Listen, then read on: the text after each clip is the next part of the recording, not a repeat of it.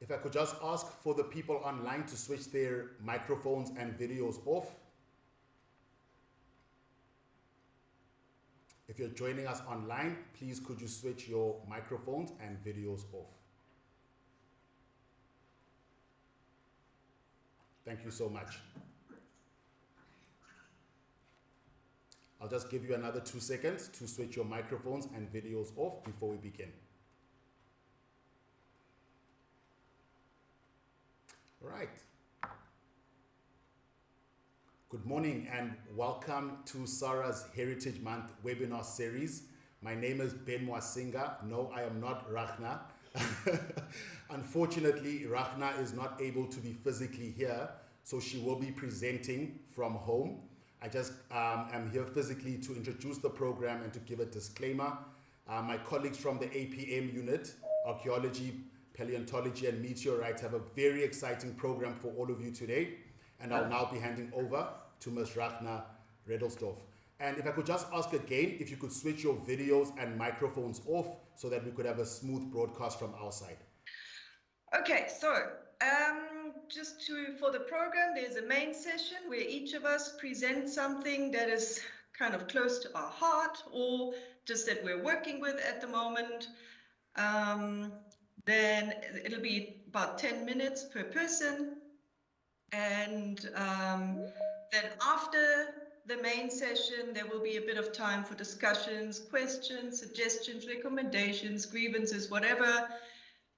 They're like an open discussion so that everyone can have a little bit of input. And please just keep it APM related.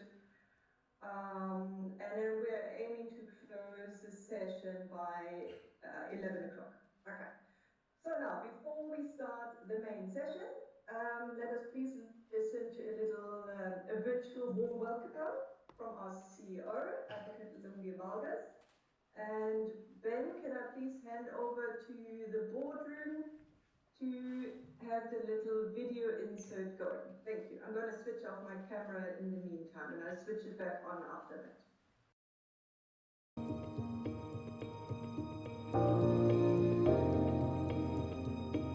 The South African Heritage Resources Agency welcomes you to our Heritage Week celebrations for 2021. We are excited to engage with all our partner institutions and the heritage community of South Africa. SARA is currently in pursuit of advancing the management of significant heritage resources in South Africa. As the national regulatory body for heritage resources management, SARA is interested in the further integration of its national management framework and is actively seeking partners that can assist in advancing our strategic objectives.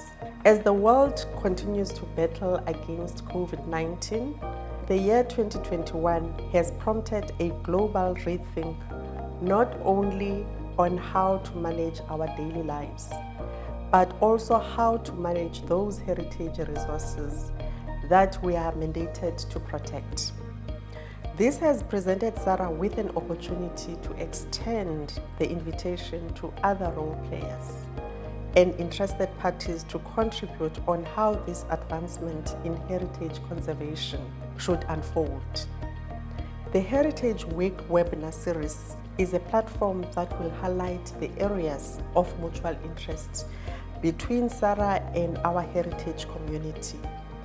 We intend on expanding our strategic network by addressing needs in heritage management, as well as the continuous building of skills for the heritage sector in an extremely dynamic world. The key purpose of the webinar is to provide clarity in our areas of conservation management and to explore potential areas of mutual collaboration between SARA and our heritage community. Most importantly, the webinar is an opportunity for us to reconnect with all those who share our passion for heritage after a very difficult pandemic and lockdown. I thank you and welcome to our webinar.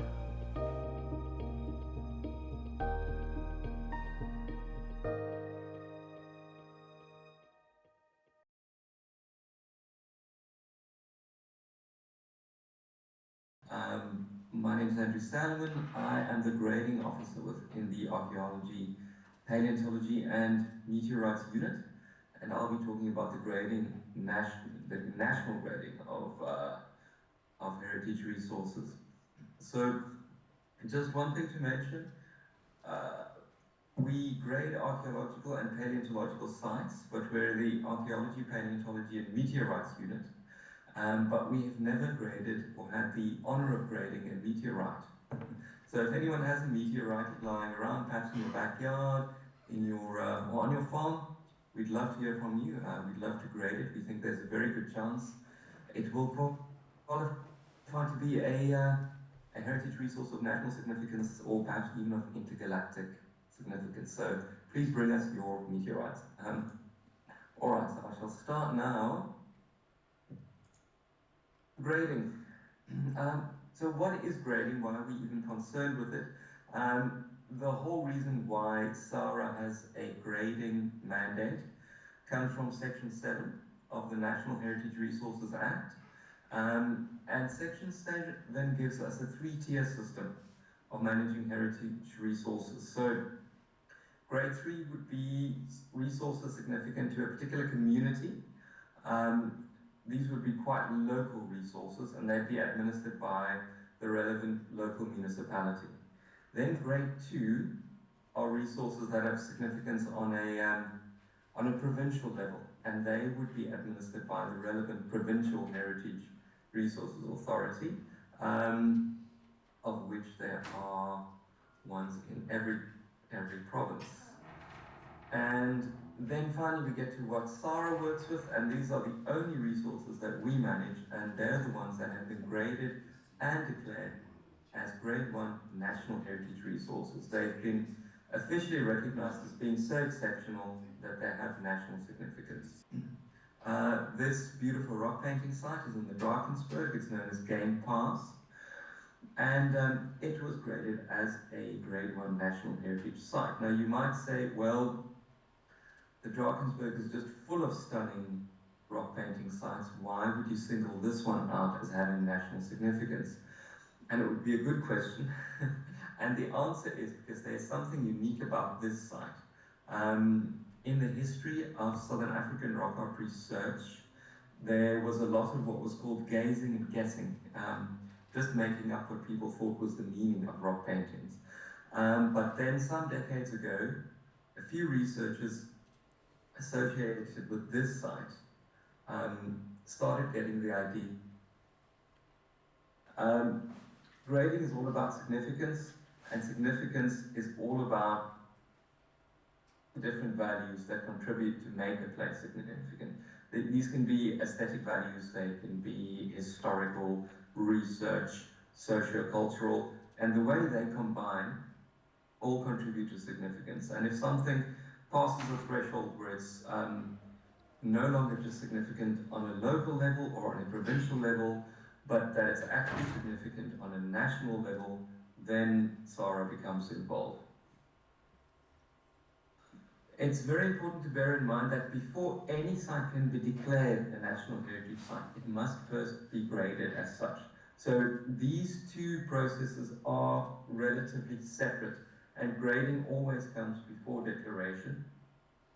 Now, according to the National Heritage Resources Act, anyone can nominate a site to be graded and eventually declared as of national heritage significance, but also require a fair bit of contribution from the nominator, because grading requires substantial verification of information provided and assessment into the history of the place, verification of site boundaries for the declaration, the significance and desirability of declaration. Those all need to be motivated very well by the nominator.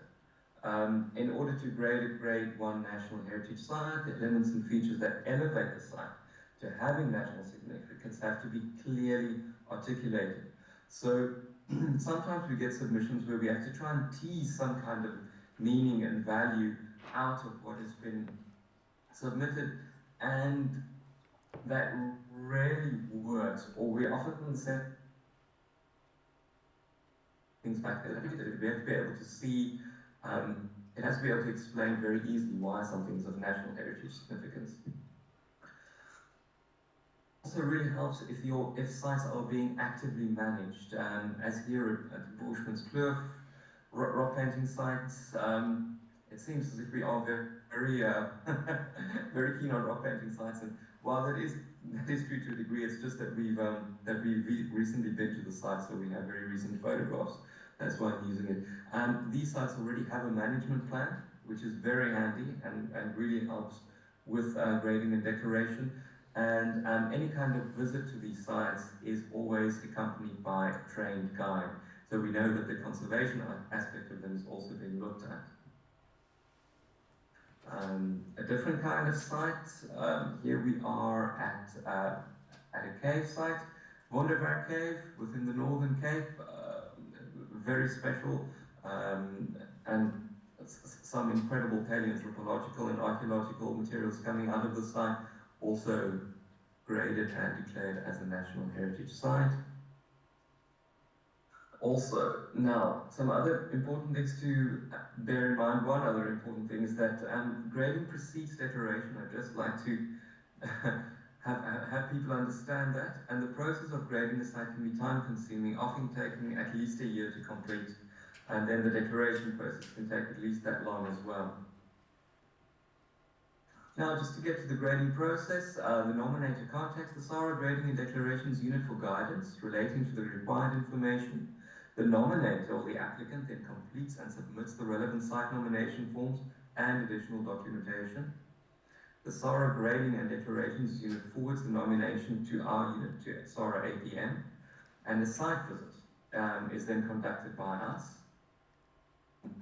We will then be meeting with relevant stakeholders, in this case a landowner and a representative from the local museum who has nominated this site just outside of Kimberley. And we look at the conservation state of the site and whatever might be needed in order to preserve it. After the site visit, there's a presentation by our unit to the SARA Grading and Declarations Review Committee. And if the resource is then deemed to have Grade 1 national significance, the nomination is forwarded to the SARA Council for the Grade 1 approval. There's a lot more I could say about grading, but that's the bare bones of it in a nutshell. And thank you for your attention.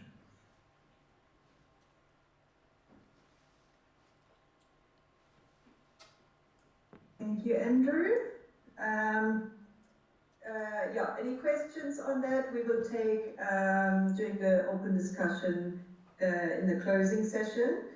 So then I'm going to immediately hand over to Ms. Natasha Higgett, and she will be speaking about the APM outreach activities that we've been doing in the past few years. Over to you, Natasha.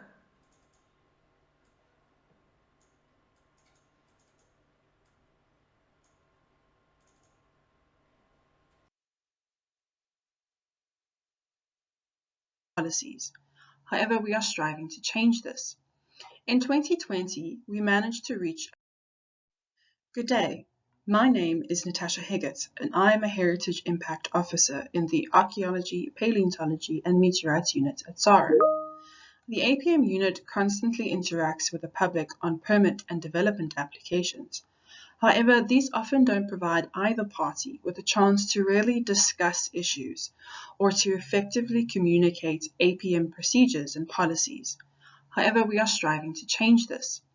In 2020, we managed to reach a diverse range of individuals, from university students to environmental consultants, researchers, and a broader public audience.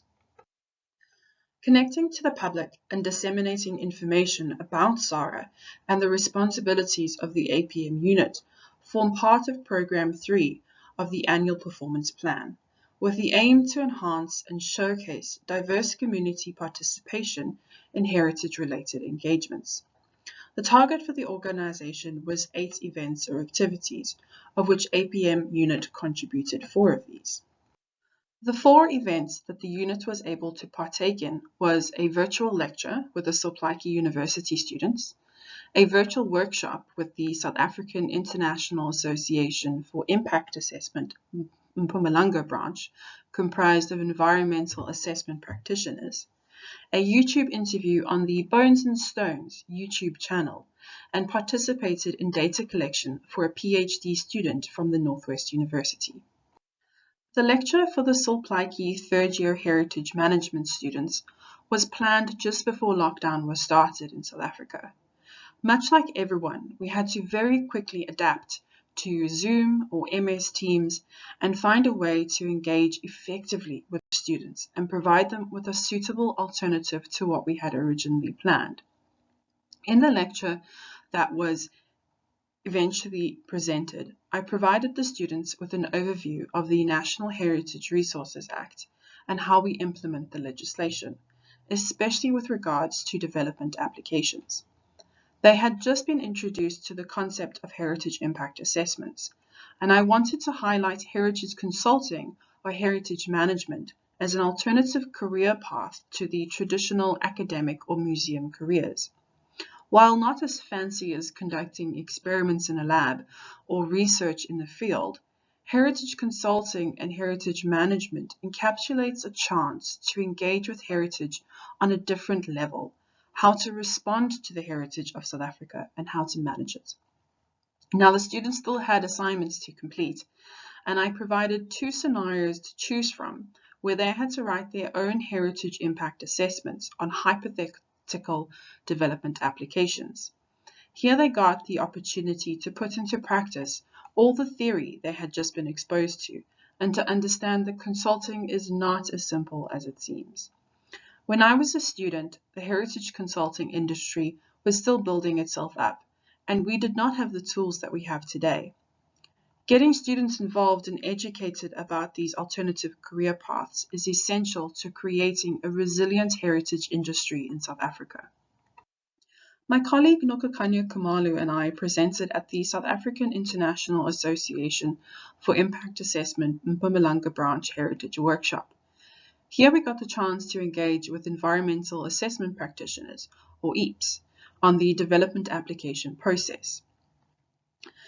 Here we introduced the SARA Section 38 process and how heritage must be assessed as part of environmental authorization applications in terms of the National Environmental Management Act. We also highlighted the current challenges that we have identified within the industry, including issues such as submission errors and the relationship between the EAPs and heritage consulting industry. Our colleague from the National Inventory Unit also presented a short how-to guide on SARS submissions.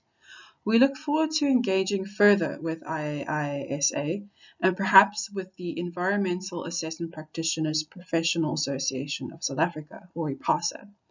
We believe that it's important to interact with these stakeholders as they play a key role in the effective recording and management of heritage resources across South Africa. I was honored to be interviewed by Dr. Tim Forsman and Dr. Matt Lotter on their new YouTube channel, Bones and Stones. Along with Dr. Matt Karurana, they wanted to continue the conversation about archaeology during the pandemic. They have 61 episodes on their channel since starting on the 16th of April 2020. Topics range from how people got into archaeology to rock art, transforming archaeology, and archaeological museum collections. In episode 39, I was asked about the South African Heritage Resources Agency, the SARA mandate, and how I got into archaeology, and some of my roles as a heritage officer in the APM unit. It was a wonderful way to reach a broader audience, and I wish them all the best with their channel going forward. I was interviewed by Carly Stienkamp from the Northwest University for her PhD research. Her PhD aims to understand the effectiveness of the environmental impact assessment process. She interviewed me to gather data from individuals who have specialist knowledge as part of the impact assessment process of solar power projects in South Africa. My experience as both a former heritage consultant and a current heritage officer hopefully provided her with good data, having been on both sides of an heritage impact assessment. A few activities had to be postponed or cancelled due to COVID restrictions. Dr. Riedelsdorf had planned to present to Wit students about paleontological impact assessments, to once again introduce students to a different career path in the consulting and fossil heritage management industry. The Solplaiki lecture was originally planned to be a practical assignment, where students would learn how to conduct actual physical surveys, learn how to photograph and record sites and artifacts, and consider the potential impacts and mitigation measures while in the field. I hope to still achieve this with Solplaiki, perhaps next year if COVID restrictions allow. Dr. Riedelsdorf had started to plan for an exchange program with the National Museums of Kenya following a trip in 2019. She will elaborate about this program towards the end of the webinar. And finally, 2 of the APM staff members had been invited to attend fieldwork and excavations. As officers, we are often desk-bound, and we are always happy to join fieldwork opportunities. It also provides us with a chance to test out our procedures in the field and workshop solutions with members of the heritage community, fostering better working relationships between the authorities and the public. As a national agency, we are often part of task teams that discuss and workshop national challenges or initiatives in the heritage industry. We provide guidance on the correct procedures to follow in terms of our heritage legislation and provide support with regards to projects. The Colesburg 24 project includes the restitution and repatriation of human remains back to Colesburg, which is linked to the overall draft national policy on the repatriation and restitution of human remains and heritage objects as a way to address the decolonization of museum collections. Our colleague Elia Katsete, who joined the unit last year, had been involved in the Makhabeng Plateau Public Engagement Project, where a community heritage group was established to take ownership of the management of local heritage sites. The preamble of the Heritage Act encourages local management of heritage sites as a way to build our nation. To assist with this, policies and educational heritage documents had been translated into the local language to further empower the local communities. Going forward, Elia will continue to engage with the community heritage group as they compile the nomination for national heritage status of the Makhabeng Plateau.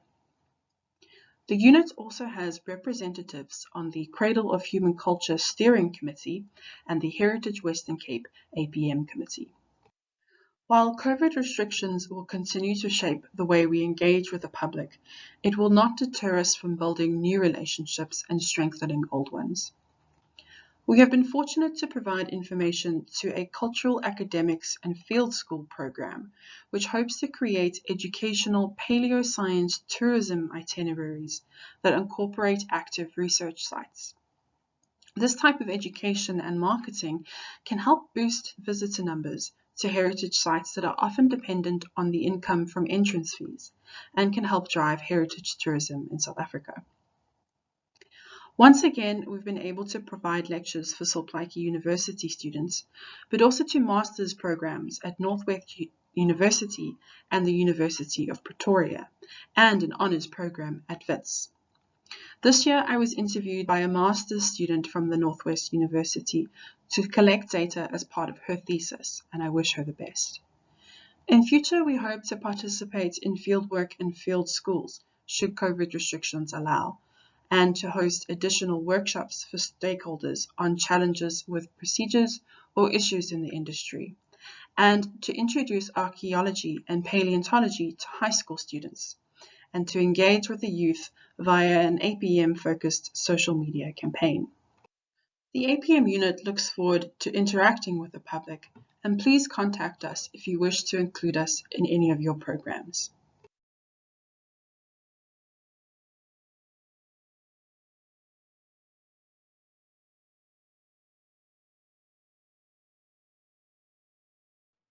Today I'll be speaking particularly about heritage and development and conservation within the development sphere, my experiences within long-term conservation of heritage and areas that Sparrow would like to do looking at monitoring of sites in those areas.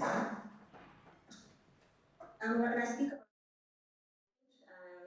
I mainly speak about heritage within the development sphere. That means that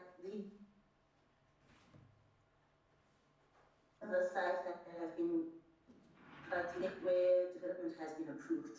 And the heritage specialist was appointed and has documented sites that would likely be conserved and sites that will need to be mitigated. And sites that are very significant and will be conserved for the long term, which will have a heritage management plan in place.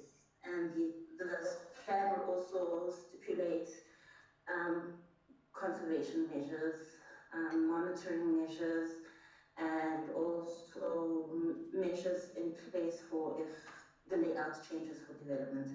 And currently SARA does have a guideline, a heritage management plan guideline for development applications. And this also stipulates how about that a developer could go about developing a heritage management plan for the long-term conservation of heritage sites within close proximity to the development. The reason why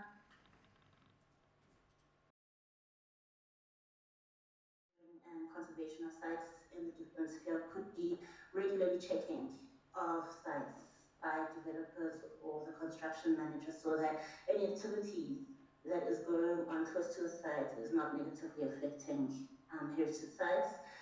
And also to regularly do reporting of these sites, draft the reports and send it to the authorities as part of the heritage management plan, and maintaining close relationships with the heritage authority, and in most cases this would be SARA. And this would also involve processes and procedures in plan for access to sites by either the heritage authority or descendants of burial grounds and graves.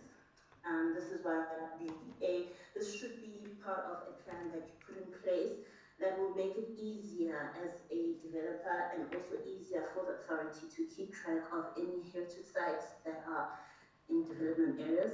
And although controversial, it would also be beneficial to have a budget of a contingency budget in place for the sustainable conservation of development. Let's go to the next slide. My experience, SARA currently monitors one site, one area, where we have been monitoring over 4 years.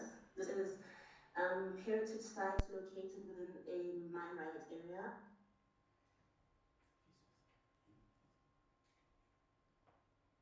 From our experience and knowing this area, we have managed to formulate a targeted plan.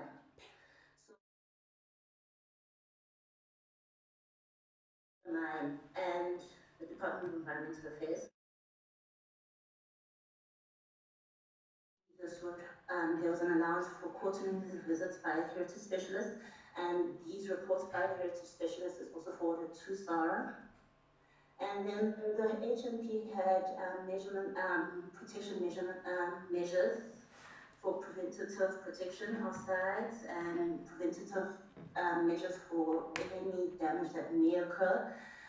This heritage management plan has a list of these sites that will be conserved for the long term, and a list of sites that would need any mitigation measures if ever mining were to go ahead or restart again. And then also included in the heritage management plan is a training program for any new contractors and any new miners, which is a detailed induction plan so that any worker within the area knows of the heritage and knows how to identify any sites that might occur within the region or within the mine rights area. So over 4 years, SARA has also refined the approach within monitoring this area. So because we have enough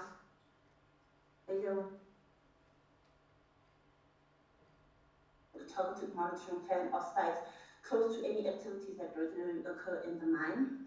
This would mean concentrating of monitoring of sites in the operational areas and areas close to works or roads that are used regularly by the mine.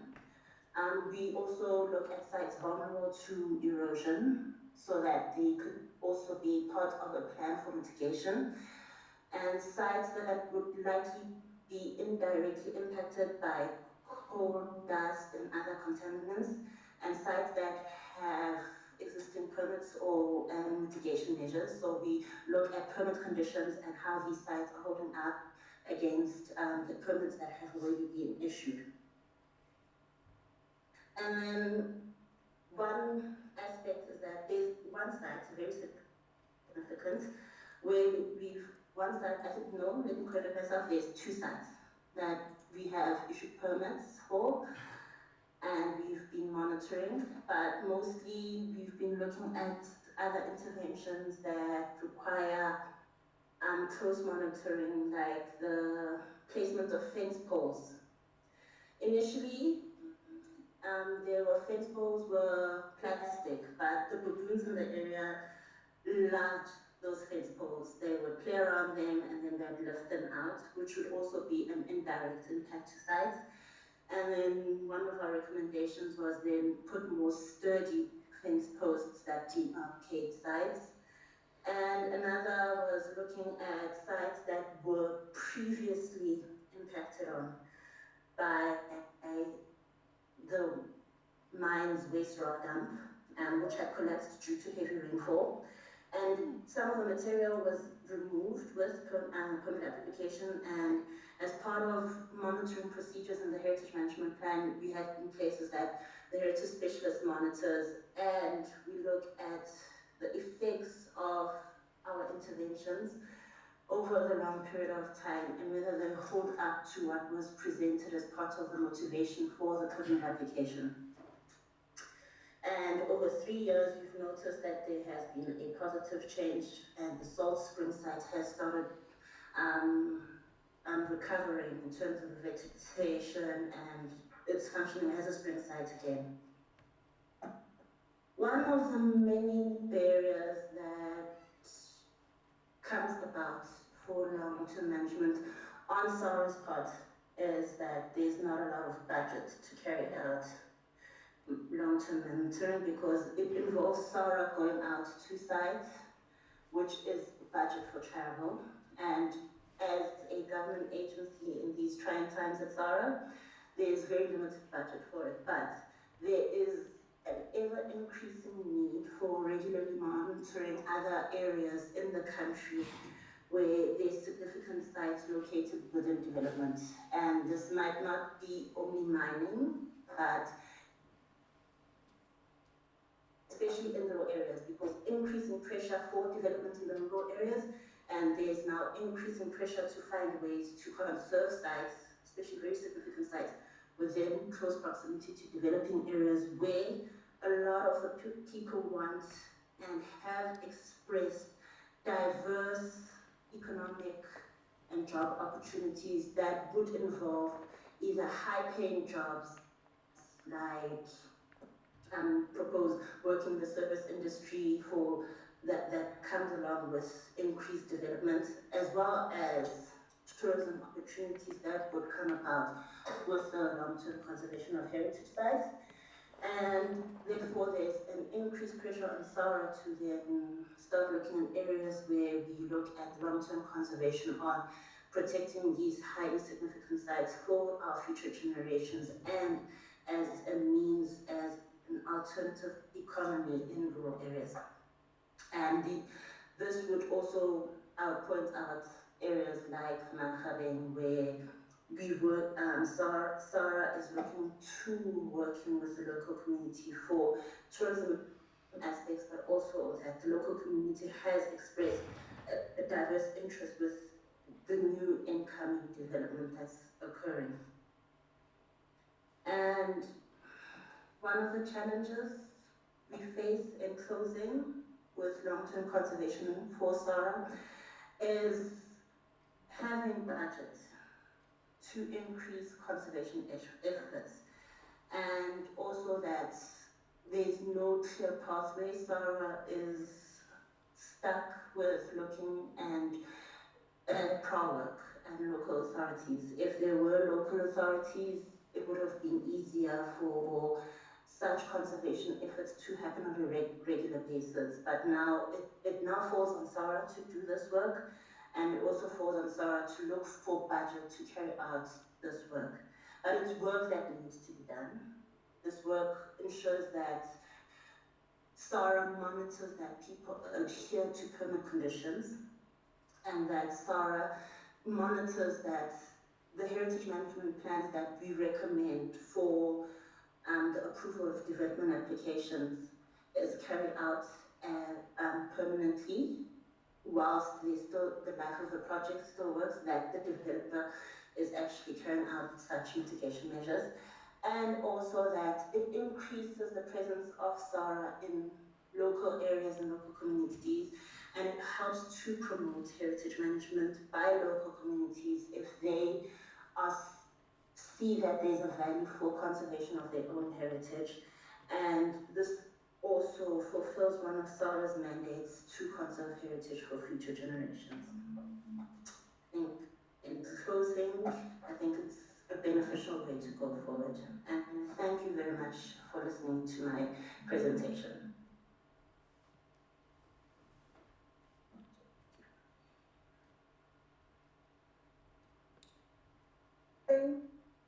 Use. Hello? Fine. Yeah, it's all fine. You still got the whole gist of the. Thanks for that. So yeah, gave you a good idea of how we do monitoring and some of the problems that we encounter doing it, but it's also we can see that it actually works still. So yeah, we're doing what we can. So all right. So next one, I'm going to hand over to myself. One of the objectives of this webinar is to present our policies. Let me just open and share my screen. Okay, there we go. So one of the objectives is to share our policies that we have been drafting or updating in the 2020-2021 financial year, so that was last year. And this task fell onto me. We haven't drafted any new policies. There was no need for a new policy, or at least we didn't identify a need, and quite often too many. So less really spot on policies that we want. Let me just move on to the next slide. We have updated our archaeology and paleo permitting policies in 2016. It was a major update, and we had quite good feedback for those policies. So we wanted to update them, but because they were actually still quite good policies, it was only a small update with a few changes. But anyway, I'm going to show you some of these changes that we made. We have submitted them to external review in sometime last year. Remember, the date doesn't matter. So all the external stakeholders that are involved in permitting will have had the chance to have some input, and we did get some very good feedback. So let me just show you some of the changes. So there have been a few changes to the framework, so that's not quite so much the content. and the nitty-gritty of the policy, but just the framework. For example, we added definitions. So this is just a small example, or just a small excerpt of the definitions that we have now presented in this policy. Another change is that, for example, what was before called a legislative framework is now called policy statement, so it's just very minor changes. Then also, again, for both Paleo and Archaeo permitting policy, we have added scope and application. The policy applies to, which would be all employees of SARA, any supported bodies, state departments, museums, universities, and so on and so on. So that is just all lots of legal work or legal framework. Then again, to both, we have added that now permit reports, so this is section 14, that permit reports now have to be emailed to apmpermitreports@sara.org.za. We have introduced this email address, I think about a year or maybe 2 years ago already, but it was never part of the policy. So now it's in there. And so the importance of this is a lot of the permit reports, they refer to, or they are detailing results from research. So for example, excavations or analysis and so on. So quite often these results are still very confidential because they haven't been published yet. So that's why if it's uploaded to the application on SARA's, it is a public domain. It would be out and open to everyone. So if you email them to us, we can upload them to a confidential field on SARA's, and your research results would be protected. So keep that in mind. There is also a permit report template that you can find under frequently asked questions on SARA's. So that'll give you a good idea of what we expect in the permit reports. So the next one, appeal procedure. We have added that. So there is a condition in each permit, and it's always been in each permit, that there is an appeal window of 14 days. So within these 14 days, the permit can be appealed. The procedure would be to first contact the council or appeal to council to appeal against this permit. And then after that, if the appellant, I think that's what it's called, the person doing the appeal, is not happy with the council decision, they can then contact the minister or MEC to appeal against the council decision. So that is now also part of both policies.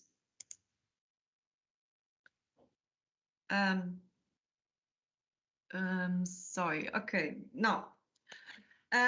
In our previous policy, we had under each section, we had an how to apply section for each permit.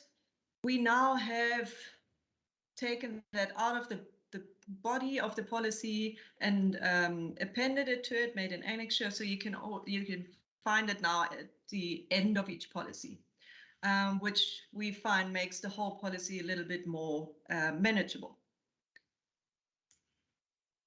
So there we go. Okay, so now let's go on to just some changes in the Paleo permitting policy. So just for you to know, this is only Paleo. Archaeology, I'll talk about some of the changes a little bit later on.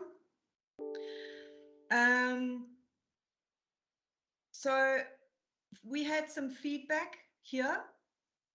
For example, when you are doing paleontological or destructive analysis, like you're taking a sample, you're cutting the bone or whatever, or you're even dropping the fossil, and it breaks, it should be left as it is with a break or with a sample taken. So it should not be fixed by any person except the curator. The curator decides whether he wants to fix it or not. And the curator then also knows how to do it. he knows exactly which glue is the best one, and he can also use the glue that he's got the best experience with other materials that, for example, he might be using. So for each fossil, it can be tricky for the curator when he doesn't actually know how the fossil was repaired or fixed. So it can cause further, sorry, it keeps skipping forward. So it can cause problems in the future when the curators don't know how the fossil has been fixed with what kind of material. So I made sure that this the fixing of damage can only be done by the curator.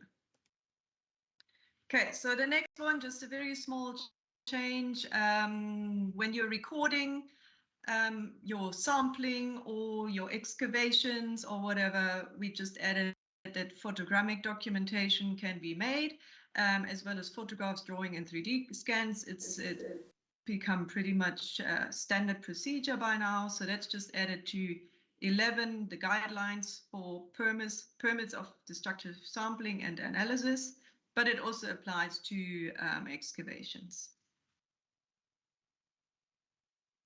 So going forward, guidelines for permits for temporary and permanent export. So that's section 12.10.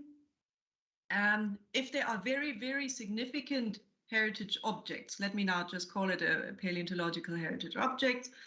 If it's very, very significant, of extraordinary value, then, and it is sent overseas for display, for analysis or whatever, it must be accompanied by the curator.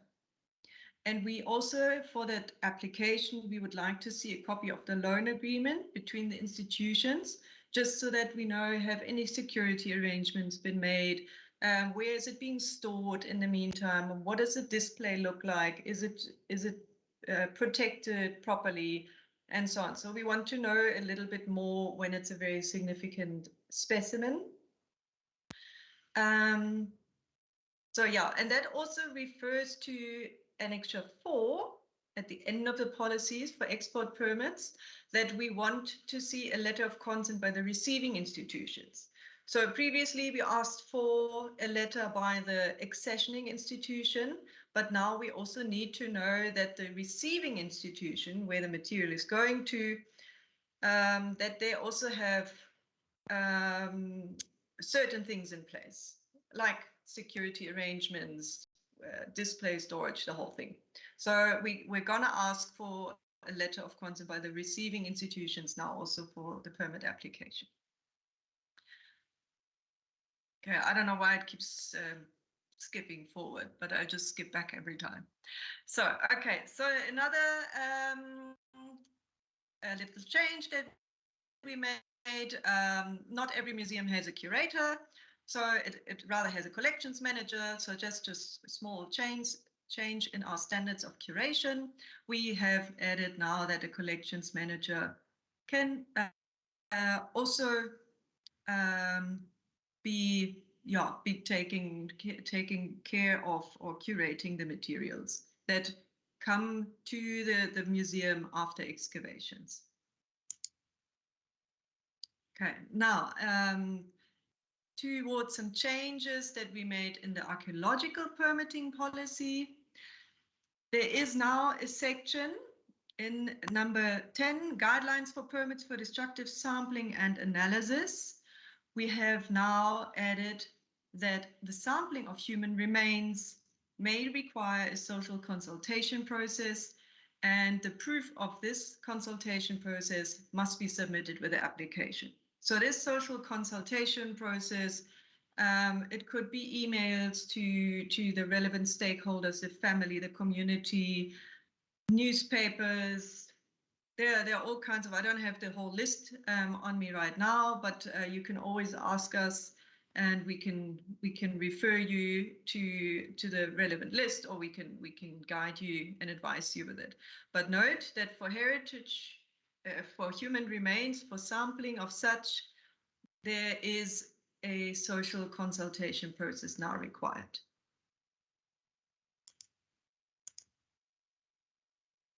Okay, then in terms of monitoring of the permit conditions, we just added a little section that says that we may refuse further permits when we are not satisfied with any work that has been done on archaeological material. So if we just find that some of the conditions have never been complied with, or something like that, if we're not happy after that, then we may actually, or we have the right to refuse further permits. So sounds very strict, but sometimes we just need to monitor this a little bit more. And yeah, sometimes we have to be a little bit stricter with this. Okay, so then this mainly relates to mitigation permits.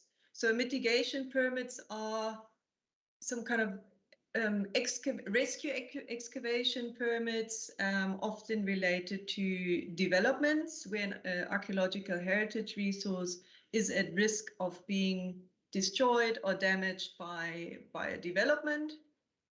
And so now a plan of action has to be submitted with the application for the mitigation permit. So the plan of action, we're still working a little bit on the details of it, but the plan of action is pretty much a timeline and what the work will entail and how it'll fit in with the development. And then the environmental authorization document must be lodged with the application so that we know that the application, the development is actually going ahead. If the development is not going ahead or has been denied, then there is no need to mitigate the heritage resource. We might as well leave it in place. So that's always option number one, leave it as it is. So that's why we have to know that the development is actually happening. All right, moving on to the next one. We have added how to apply for a destruction permit. So a destruction permit also usually relates to development applications. If there is a kettle kraal, like a stone wall, an old stone wall, and it's not a very significant resource in this case, it has been assessed by archaeologists, and the development is going ahead, then we sometimes ask for mitigation if it is a little bit more significant, or if just the conditions are such. And if it can be destroyed, an application has to be made for a destruction permit and for this heritage resource to be destroyed, and then the development can go ahead. So we have now added this to how to apply for a destruction permit. And I think that was all the changes that we have made in this policy, or in these two policies. Very rather minor changes, some maybe a little bit bigger. If you have any questions, you can email me. We can also discuss it when we have time a little bit later on during the open discussion after the main session. And let me just unshare my screen. I think I have unshared it. Yes, that looks fine. Okay, so then let me go on with my program. So the next speaker will be Elia Katsetse, and he will be speaking about best practices. And Elia, if you're there, I'm going to hand over to you now. Please remember, if you can, to switch on your camera. If your connection allows. If not, just present your application, and I'm going to hand over to you. Thank you. Thanks, Rakna. Good morning, everyone. Thanks for taking time out of your busy schedule to join us today. Just give me a moment as I try to project. I think I have projected now. Let's turn on my camera to show you my face.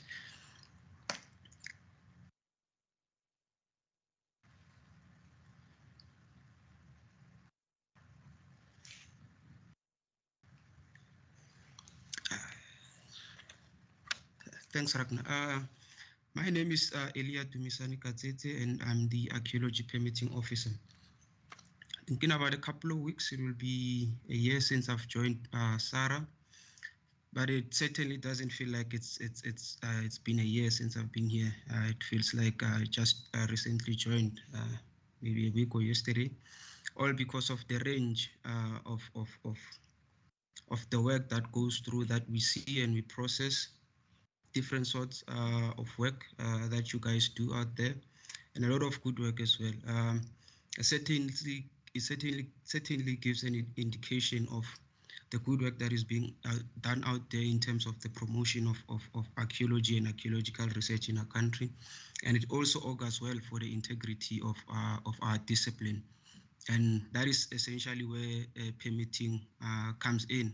And it's not without its challenges, which is why I decided to term today's presentation Best Practices, hoping that we could start a conversation around common issues and challenges that we encounter in terms of processing applications and the turnaround times of processing applications, and what we require in terms of permit application, different permit applications as well. So just to give you a sense of the presentation, it will be a short presentation, not a long presentation. So this is where APM sits within SARA.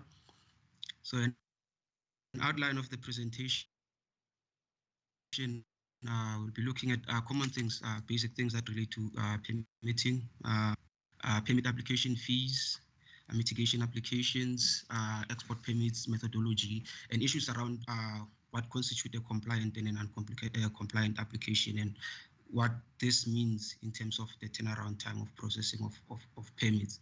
And then obviously we use SARIS, the South African Resources Agency's information systems, to process this application, and this is where applications are lodged. But SARIS is more than that, it's also a heritage management tool that we use. So just to give you a sense of the range of work that we permit in the APM unit. So we permit more than 20 listed activities on SARIS, and you'll find that there are about 24, 25, and the APM unit permits 20 of these listed activities. And we issue permits in terms of Section 35, Section 37 in terms of what Andrew has already spoken about in terms of sites of national significance, and we also issue permits in terms of Section 32 with regards to exports of archaeological material and paleontological material as well. So in essence, I thought that we could remind ourselves of why we're doing this and why it's important that we go through the permitting processes.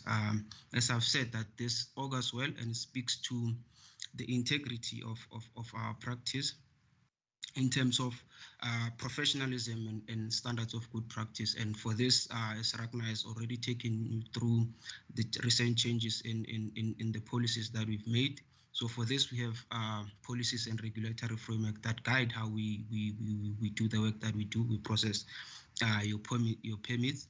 And this is all to not only assist you in terms of doing your work, but ultimately this takes us to the preservation and conservation of the national estate, which is essentially why we are doing this. And there's often a sense you get as a permitting officer that it seems to be a relationship that is limited to a permit, and it's not in that sense. So when we process permit, we look at the broad scope and we try to be consistent in terms of what we get. So this is why we have to remind ourselves consistently and constantly about why is it important that you apply for permits, and what are the sort of issues that are there in terms of the processing of these permits. And hopefully today this conversation will go well, and we'll get a lot of feedback from you guys based on the outcomes of this presentation. So common things, as I've said, that relate to permitting, the challenges that we've sort of identified that we get with the processing of permits, the common challenges and issues that we encounter that we'd like to talk to you about today. So the common one would be permit application fees. So there are permit application fees applicable to certain types of listed activities.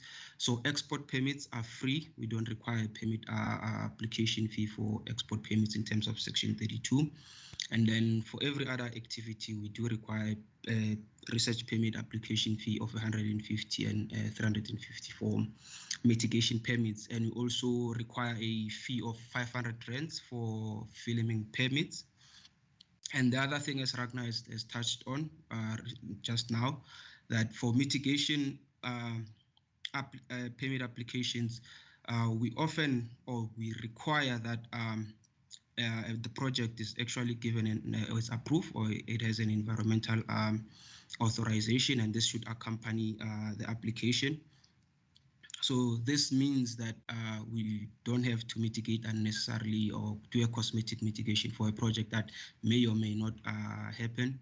But what we also do is that we look at the type of development application. So if it's an amendment application or an expansion of an already approved project, so we can issue a permit using at our discretion, considering that the project is likely to be authorized because it has an environmental authorization, and now there are expansions into that project. So the likelihood of that project being granted an environmental authorization sort of guides if we will issue a permit without an environmental authorization that is in the process of being approved or not. So that is important for us to understand, so that there aren't any issues or expectation that a permit will be issued within the given time frame if such documentation is missing or is pending. So there needs to be a clear understanding there. So the other issue is that we receive a lot of export permits. Export because it relates to current research that is being done, and obviously we issue research or excavation permits for 3 years. So within that 3 years, part of the analysis would be to send materials or sample overseas for analysis. So we often get a lot of this, and they are often incomplete or non-compliant application, and it causes a lot of delays. So in order to assist you to ensure that the permits are processed timeously, I'd like to discuss some of the requirements for that. So we obviously request that a permit is accompanied by consent letters. So often the issue with consent letters is that you sometimes have a permanent and a temporary curating institution, and often what we receive is a consent letter from a temporary curating institution. But then what should happen is that we should receive a letter from the permanent curating institution, because ultimately this is where the materials is going to be housed permanent, and this is where the collection will go eventually after research is done.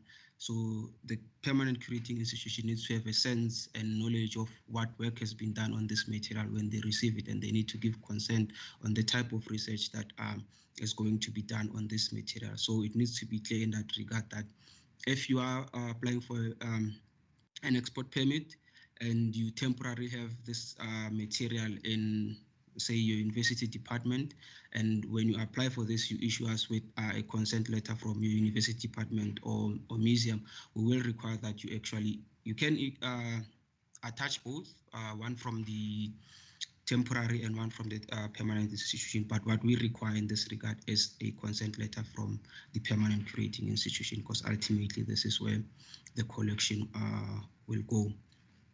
And the other thing with regards to export permits is that the sample or quantity of the samples that are being exported is important as well, because it influences the processing time of permits. So, and for this we are assisted by our National Inventory Unit in terms of creating object IDs. And what the NIU requires is that if you are exporting more than 10 samples, then what needs to happen is that you need to fill in an Excel sheet, which we can make available to you guys, and it's also available on SARIS. So what you should do is that you should populate this Excel spreadsheet template that we have, and it's also available at any point. That if you don't have it, you can request it from either myself or Ragnar via email, and we'll send this to you. And once we receive this, we send this to our NIU, and then they assist us in creating object IDs. And this requires a whole lot of things, provenance of objects, so that we have a consolidated and a complete record of all of this object. So please take note of that, that if you're exporting more than 10 objects, you'll need to fill in an Excel sheet. And this Excel sheet is going to be used to assist in terms of creating object IDs, which is then linked to your permit, so that it's clear which samples you are exporting. And if it's less than 10 objects, and then the onus is on you to go on SARIS and create this object IDs and link this object IDs to a permit. The other thing is what Ragnar has just touched on now, in terms of consent letters from would be receiving institutions. So we don't request this for every application, but it shows a trajectory of where we are going in terms of the export of archaeological samples, and also for safety and precautionary measures. It's best practice as well that a receiving institution, and more especially for temporary export on that relates to non-destructive activities, that we receive consent from a receiving institution, and we know that they consent to housing these materials, and there will be security measures taken to ensure the safety of these objects whilst they are still in their care. And finally, a key issue that we come across more often is that we receive applications with a limited explanation of what or how research is going to be done in terms of the methodology. What we often get is more or less the statement that says that adequate procedures or methods are going to be used, and this doesn't give us much in terms of explaining how exactly research will be done on these samples. And it relates also to a matter of accountability. We cannot issue a permit to such an application because we won't be able to account if or should something go wrong. So we urge you that when you putting in applications, please take time and pay special attention to your method section, and ensure that you've given us the full details of how exactly the research is going to be done, especially in terms of destructive methods, so that we can issue a permit with confidence that you've given us all the information that we require. And also this applies to consistency in terms of the issuing of permits. So think about other people also apply for permits, that if we issue a permit to an application with an inadequate or a lacking statement of methodology, then it also means we are not consistent and we are not treating all the applications fairly. So that is why we send applications back to ensure that everything is provided in the application. And so the final thing would be compliant versus non-compliant application, and what this means in terms of the processing of permit. So if a permit is non-compliant, we'll obviously have to send it back to you, and the normal turnaround time of processing of permitting is 21 working days. So if a permit is non-compliant, then we send it back to you. It means when it comes back to us again, then it has to go back into the queue, and this means that now it will take more or less about 2 months to process a permit, which is why in terms of the renewal of permits, we often request that at least give us about 2 months to ensure that before your permit expires, we will have been able to process this. And I'll touch this on this again in my next slide. So there seems to be a gem in terms of the movement of slide. Okay, so here we are. So there's been a recent development or innovation in terms of SARIS. So our NIU has come up with a new tool that shows a pop-up of permits that will expire soon. And then with this, then we are able to send out notifications to permit holders that please take note, your permit is coming to an end. Should you wish to renew this permit, and then you should start acting accordingly in terms of compiling of permit reports to ensure that we are able to process this permit on time. And then the other thing that we thought might affect or influence why people are reluctant to share their methods is probably because SARIS is a public platform and they don't want their research to be public knowledge. Perhaps it's a significant method, an innovative method that you'd be employing in your research, and you are reluctant to search this. But the way SARIS is set up, it allows you to actually put a methodology in. I'll just want to open SARIS and show you this. So I will unshare my screen for a moment and then share again. Stop presenting and then I'll go to SARIS just to show you where to put in your methods in case you are worried about people seeing your research. There we go. So if you go to create an application and then you move to about page 5. So what often happens is that you use this page 2 to put in your proposal and description of your research, and in an expanded section of that is where you often put in a methodology. But because this is a public page, you may be reluctant to say your information. But if you go to page 4 of where you create an application, just here, so there is a section of where you can upload a research proposal, and this is hidden to the public. It's a private section. Only case officers and the applicant can see this. So under this tab, this is where you can actually put in your research proposal or your method if you don't want it to be public. And with that, I thank you for your time and ears. If there are any questions, we'll take that in the discussion section later on. Thank you. Over to you, Ragnar.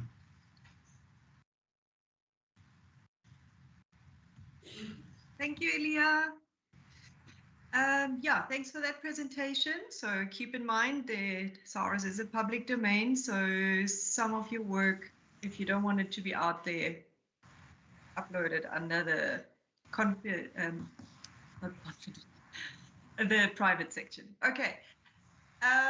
All right, then I'm going to move over to Philip Hein, our manager, and he's going to speak shortly about some of our conservation projects that we have been doing in the past few years. Over to you, Philip.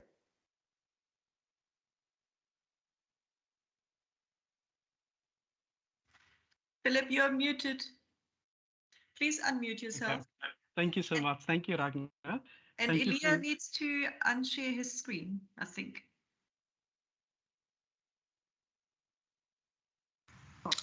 Thank you. Just let me know if you can see the presentation. Yes, I can see it.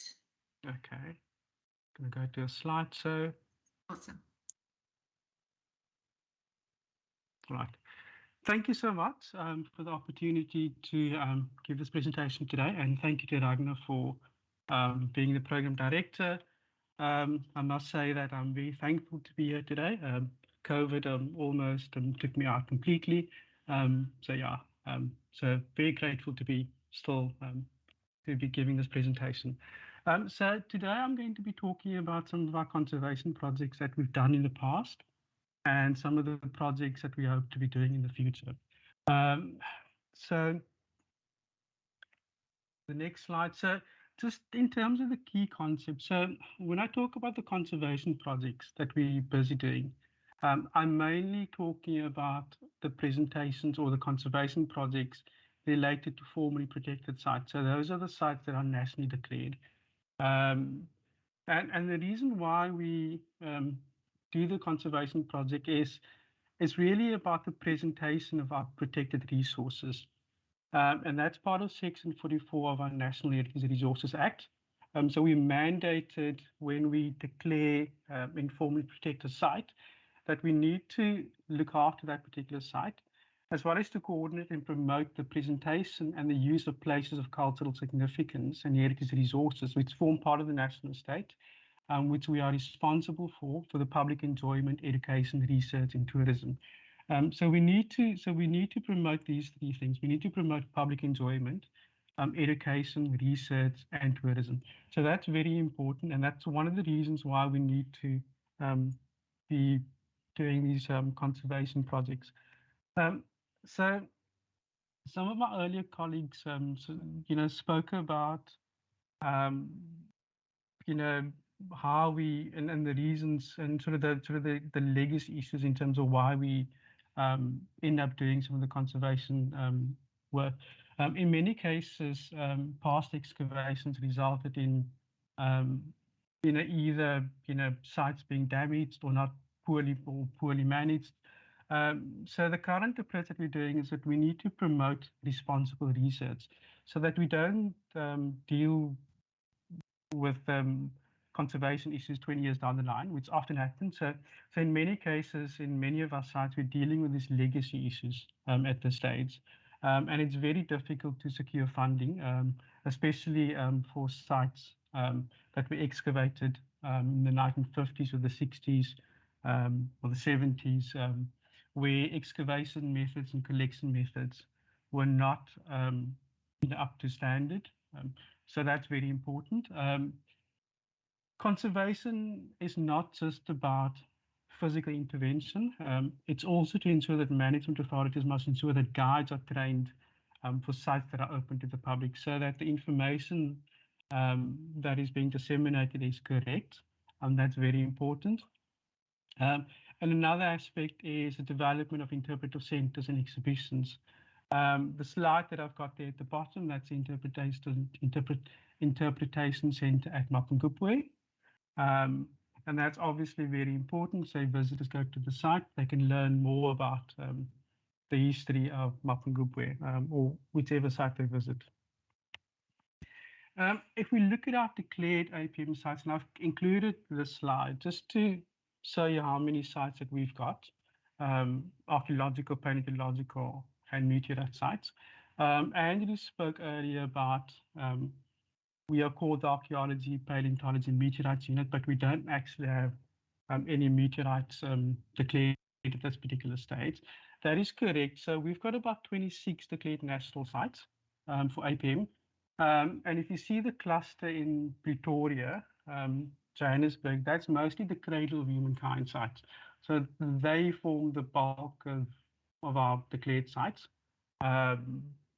And then we've got some other sites there as well. At this particular stage, we've only got one paleontological site that is declared as a national site, and that is the West Coast Fossil Park. So there is a bit of a gap there that we need to address in the future. It's very difficult to conserve what you don't know. So we need to, at least in the future, engage with the paleontological community or do more identification of paleontological sites and locations for declarations.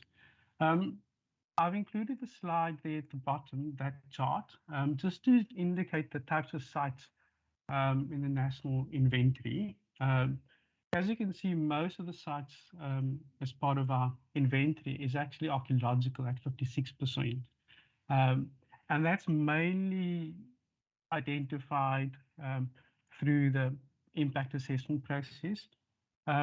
And what is obviously very concerning is only 1% of our national inventory consists of paleontological sites. So there is definitely a need to expand paleontology as part of our national inventory, as well as our formally protected sites.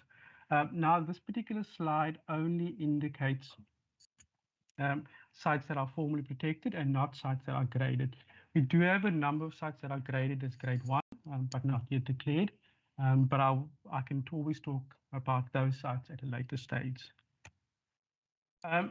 So I'm going to be focusing on, in terms of this presentation, mainly on one site, conservation, at least interventions that we've done for one site, and that's in Vonnegut Cave near Kuruman. And the site was declared as a national heritage site in 2011. It's got a long history of occupation and use. A large portion of the deposit was removed by guano diggers for use as fertilizer, as well as continued excavation also had an impact on the site.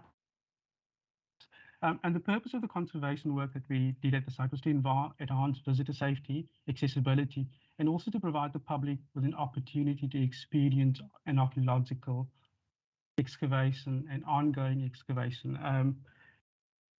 So the site is about 300 meters from the front of the cave to the back of the cave. And prior to the conservation work that we did, it was although it was open to the public, it was very dangerous. There are significant drops on either side of the excavations on that particular walkway that could result in severe injury to visitors. So the project sort of started in the late 2000s, around 2008, 2009, and the bulk of the work, at least the initial work, was done in terms of the application for funding was done by Dr. David Morris, based at the McGregor Museum. So he did a lot of work in terms of getting those initial proposals in. The next slide is just a collection of images in photographs to see what the site actually looked like. Obviously, as you can see, the sort of left-hand picture, that's just the site plan, and it shows you the various excavation locations, the 6 excavation locations. And then as well as in the middle picture, the design of the walkway that we wanted to do to open the site to the public and provide it with better accessibility. It was a very challenging project owing to the nature of the work that had to be done, as well as the location of the site. It was not easy to get a service provider to apply to do the work or to tender their proposal to do the work in Kuruman. It's not the easiest site to get to, so that was a bit of a challenge for us. So it took us about a good 3 or 4 years to be able to get a service provider to do the work. And then another challenging thing is all the work had to be done outside the cave and then just assembled inside the cave. So there had to be no drilling, no grinding, no physical work, no power tools had to be used inside the cave, just to ensure that we don't disturb the climate of the cave. That was very challenging to do. And the project from the start to end, although it took us 3 to 4 years to actually get a service provider, the project was completed in 3 months. This is just a couple of slides in terms of what it looked like after the intervention. So you can see we changed the lighting of the cave. The initial scope was that the lighting would be fixed. During construction, we decided that we would rather have it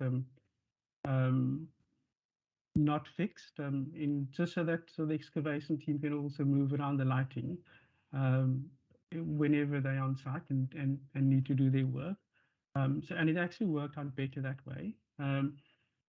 We used clear view, and it's completely accessible, wheelchair accessible, and also it serves that no one would be able to jump over the fence or get access to areas they should not be able to get access to, which is a bit of a concern before the actual work was done. So this was quite a good project. The total cost of this project was about 2.5 million. So it was quite expensive, but I do think it is worthwhile to do this particular intervention. It's a highly significant site, and it provides now, after this conservation work, members of the public to be able to visit the site safely, as well as to observe an ongoing archaeological excavation. So that was the one project that we did.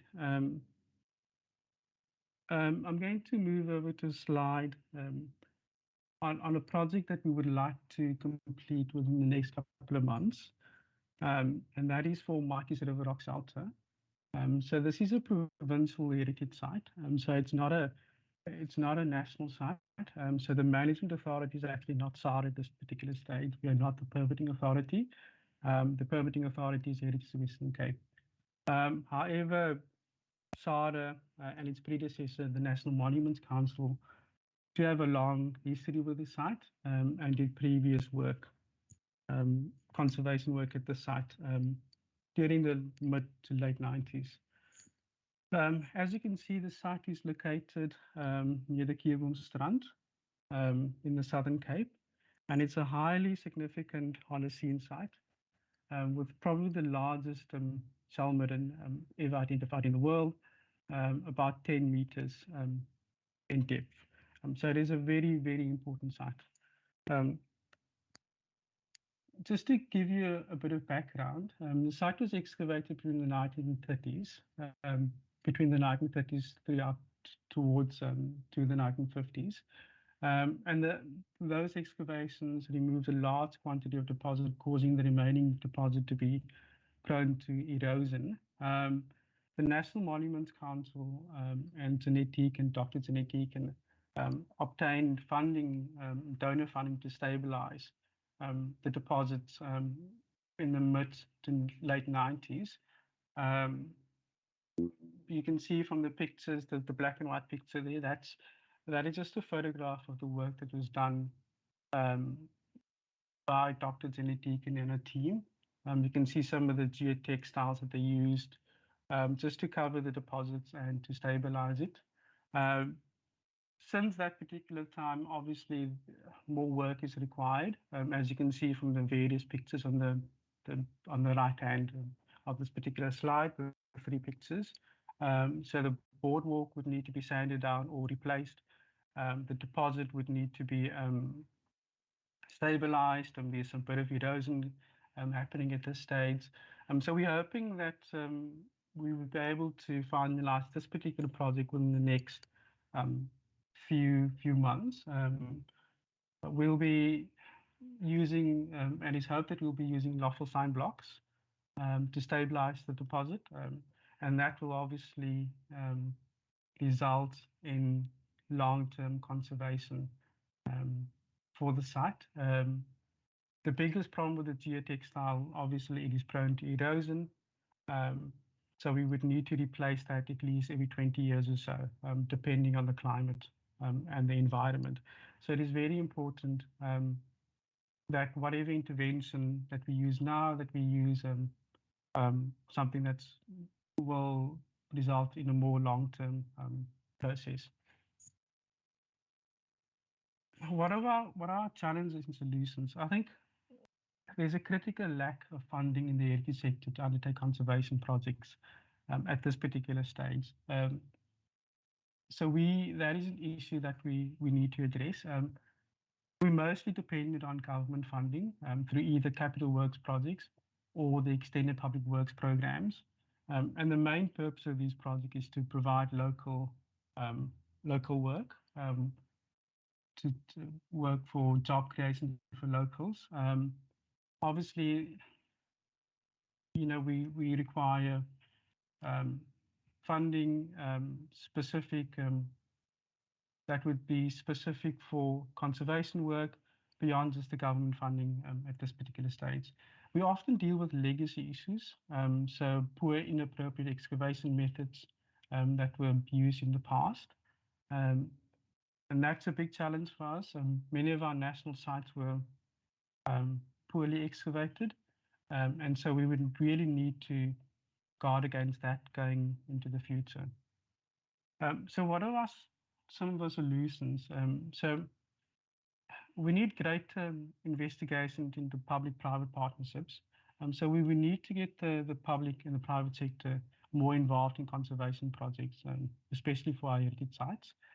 So I think that is one avenue that we need to explore as an organization. Our current fees policy allows us to ring fence our permit application fees for heritage conservation work. So fees generated from any permit related activities may only be used for conservation work. At this particular stage, our permit application fees are quite low, so we would need to perhaps increase those particular fees so that we can generate more funding for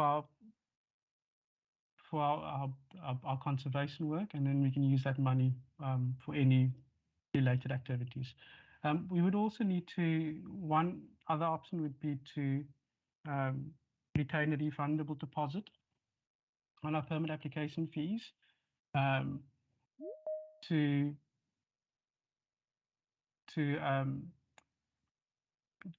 for our permit application for National Heritage Site for post-research maintenance. Often the issues that we deal with at this particular stage is that once a site is excavated and the permit holder leaves, it is often difficult then for us to follow up on that and to ensure that proper maintenance and closeout is done. So perhaps one of the options that we can use is to ensure that there's a deposit deposited with us for any maintenance work that is required post-excavation and post-research.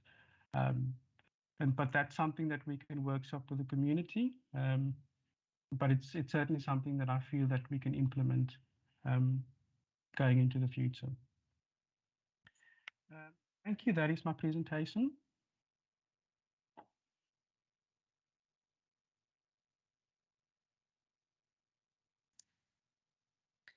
Thank you, Philip, for your presentation.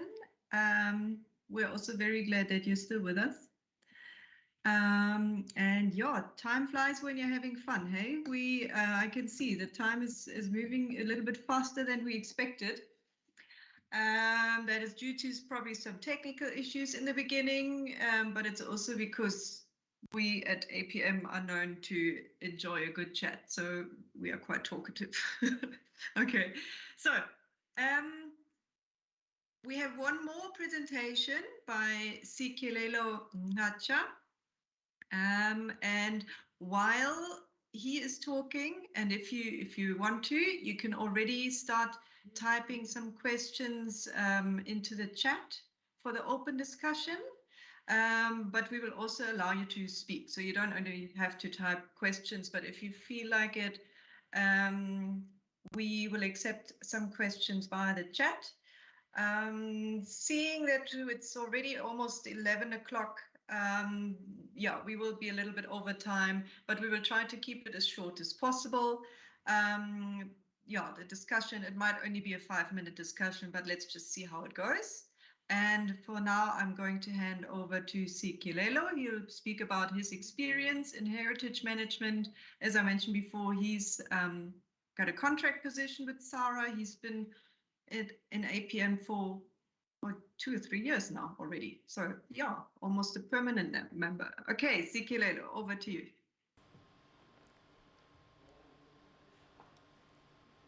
Okay. Okay, good day, guys. My name is Kilelo Cha. It's a mouthful, I know. Let me just try to share my presentation. Yes, but I'll be sharing my experiences in the Archaeology, Paleontology, and Meteorite unit. And as Dr. Redrafting mentioned before, that I do a bit of everything. Yes,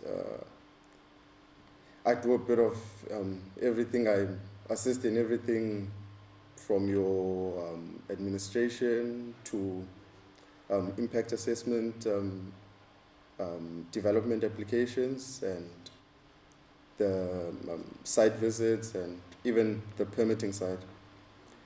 But yes, so I'll be sharing my experiences in heritage management. I'll be focusing mainly on national heritage sites, the site inspections. So yeah, I've had the the privilege of visiting a few national heritage sites, so I'll just be sharing briefly about those. So before I share on the national heritage sites, my experience in those site visits, I'll just briefly like to explain what the purpose of the site visits are. The first would be to monitor if permit conditions are adhered to by the permit holders. Second would be to advise the permit holders on excavation techniques and procedures, and to identify potential risks to excavators and the environment as a result of excavation techniques. The third would be to answer any questions that permit holders may have with regards to site maintenance, closure, and permitting processes. And the third would be to discuss issues faced on site. So from now on, I'll just be speaking on pictures and yeah. Yes, so this is a site that we visited in 2019. Yes, it's part of the Cradle of Humankind, Paleontological site, or World Heritage Site. So this is a national heritage site that falls under the Cradle of Humankind. So as you can see, I'll just mention a few things that we see on the picture. You see that there's the area is nicely tarped. So this is because the area could be destroyed or it could be destroyed by erosion.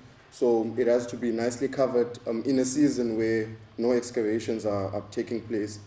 So I know this picture doesn't show, but I know around in the site there are a number of boulders that were a concern when we visited the site.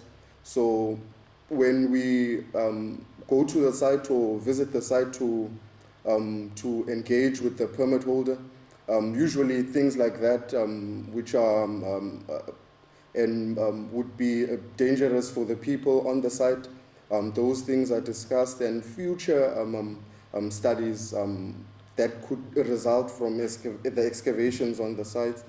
Yeah, so that was amazing. Just to hear about future plans for the site and the research that will come out from all that will be excavated, all that was to be excavated from the site. Yeah, so that was amazing. And just to note that SARA must issue a permit before any development or excavations can be undertaken on the site. And the conditions for the permits must be adhered to, as I said in my first slide, that these sites, usually when the monitoring occurs or when the site visits take place, the heritage officers usually go to the site to see if all the conditions that they've given to the permit holder, if they've adhered to them in the development on the site or during the excavations. And yeah, so who does the site inspections or who does the site monitorings? So these would be your permit officers, all the guys who spoke before me, specifically in the APM unit. And and monitoring of the site, the sites, it mainly depends on the impacts that that might happen to the heritage resources. So if there's nothing, it's quiet. Maybe once in a year, the site would be visited. But if there's a lot going on the site, so there would be frequent visits on the site. Yeah. And then this is another site, a gorgeous site in within the Western Cape, West Coast Fossil Park, that I also had a chance to visit, a privilege of visiting. Yes, so this site, I specifically chose the image on your left, which shows the area where the fossils are exposed. So if you can see, there are sandbags all around the site. So this is basically used to stabilize the site. And there are boardwalks all around the site for people to be able to walk on and look at the site. So this would be separate permit applications from the excavation itself. So the permit applicant or the permit holder would have to apply for another permit for the stabilization of the site using those sandbags and even the boardwalks. And the picture on your right is a picture of excavations that were done and the techniques used during the excavations. Yeah, most of the pictures will have me in it, so I'm sorry for that. Well, I'm not sorry. But yeah, so this is a site in Swartkrans. It's another site within the Cradle of Humankind. So the permit holder was showing us the site. As you can see under there, it's nicely covered. So this is what the permit holders, what they have to do every time when there's no excavations going on, just to ensure that the site is not damaged by anything, so they have to cover it. So he was basically showing us what the plans were for the site and future excavations. Yeah.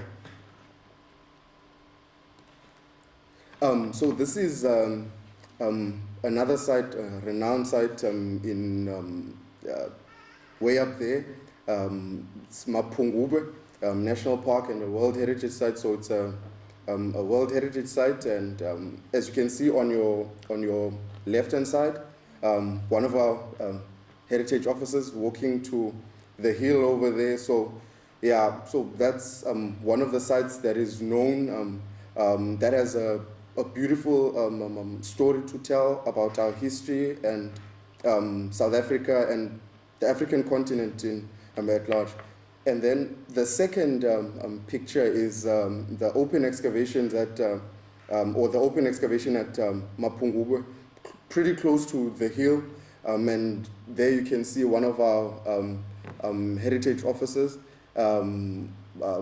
looking at or observing. Yeah, so these, specifically on this site, it would be the site visits are done to monitor the developments that takes place on the site and to monitor the heritage sites that are known or have been discovered on the site and the heritage resources that are known to be or that are housed in the interpretive center of or in the Mapungubwe park.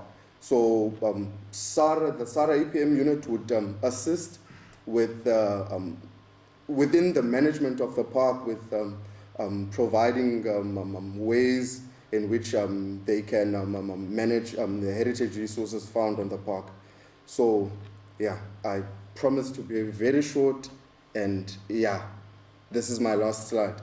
So in the monitoring or inspections of sites, the Apm unit does not only deal with the actual sites where the heritage material is or the heritage material is found, but they also monitor the places where or the institutions where the material is curated.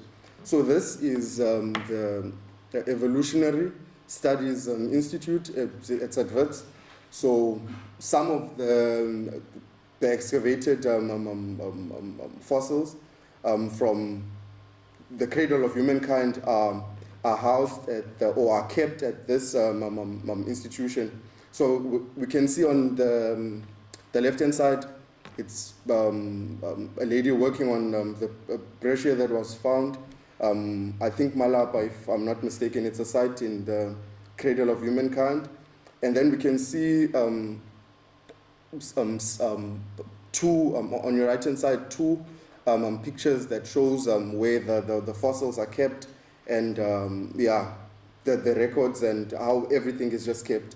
Yeah, so we do not only monitor the sites, but we also monitor the institutions where the collections are kept. There's another one that I wanted to show, but I do not have a picture of it. So this one is the Tutuang Museum. I also had the privilege of visiting. It's in Pretoria. So I had the privilege of visiting. It's a very nice site. It's a very nice museum, and I got to see the work that is done behind scenes, how they prepare they prepare to extract the fossils out of the sediments and out of all the rocks that they've taken from the site, and how other as Dr. Redelsdorff has said before, some in the permitting presentation, that some fossils, they would break, so they would need to be repaired. So I got to see how the fossils were repaired. So yeah, I think that's about it. Thank you for your ears, and cheers.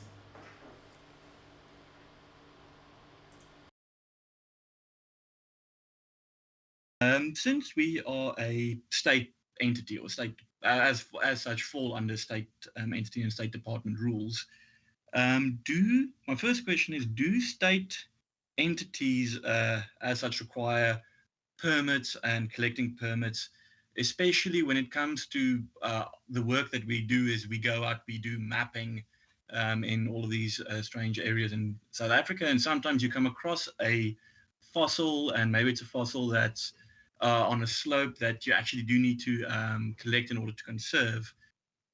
What is the legalities regarding that? That would be my first question, if I can. Thank you. Okay, thank you. So yeah, just briefly to that, yes, everybody, if you collect a fossil, you will need a permit for that. Philip, I see that you also want to give a response to the question. So since you're the manager, I'll give you the word.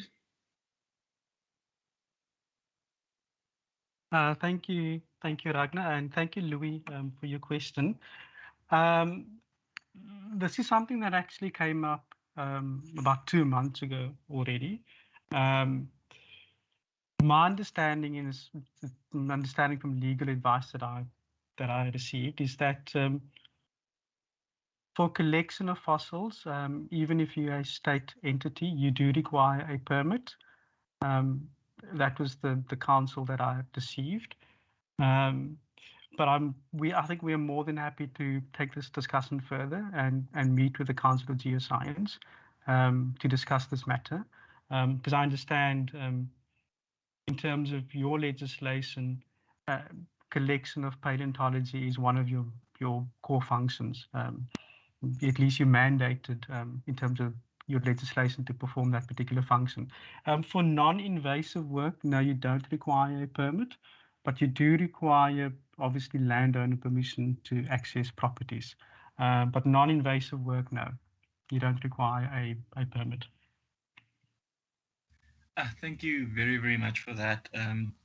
I appreciate it. I think that basically already kind of answers my other question of the possibility of maybe like a blanket permit for the country as a whole, considering that we don't always exactly know what we're going to find in the field when we go towards it. But I take it this is something we can also discuss at a later stage if you guys are happy to meet regarding this.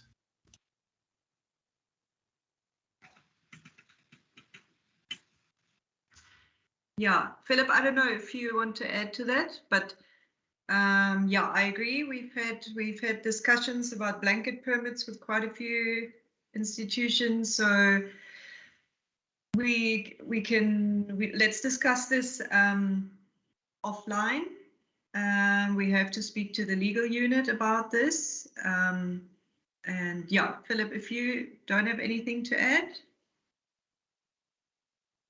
No, Ragnar, I think I'm happy, and we're happy to discuss this offline. Yeah, and take this conversation further. Thank you very much. We appreciate it. Sorry, I just have one or two more questions. Another one is just regarding the grading of repositories. How do repositories fit into this whole scheme? Because I was wondering, one of the things, since repositories like the collections here at Belleville or at Silverton from the CGS, etc., as they are in themselves like mini conservation projects of stuff we've removed from the field, does SARA have any plans or any policies regarding grading of these repositories, or what you need to be able to do to consider yourself a repository, and also what you need to do to consider yourself a good repository? Okay, yeah, thanks for that. If you're speaking about a registration of a collection, I'm going to speak about that a little bit later, actually. Or are you speaking about actually having a collection graded as a national heritage collection? So there would be two different things. I would say more towards the first one of registering the collection, but also I'm interested now in the grading of a collection as a national heritage thingy as such. Yeah, so both actually. Okay, so I am actually going to speak about that just now in the future outlook. So if that's okay, I will just speak about it a little bit later and not have it part of this session, unless Philip, I see he's got his hand up, then we can, maybe he's got something else to add. Yeah, I think the question is, I think there's also another aspect to the question, and that relates to not so much the collection, but the repository, the registration of the repository as a recognized repository. Perhaps I think that was one aspect of the question, and that goes beyond just the collection. It's actually the registration of the repository with SARA.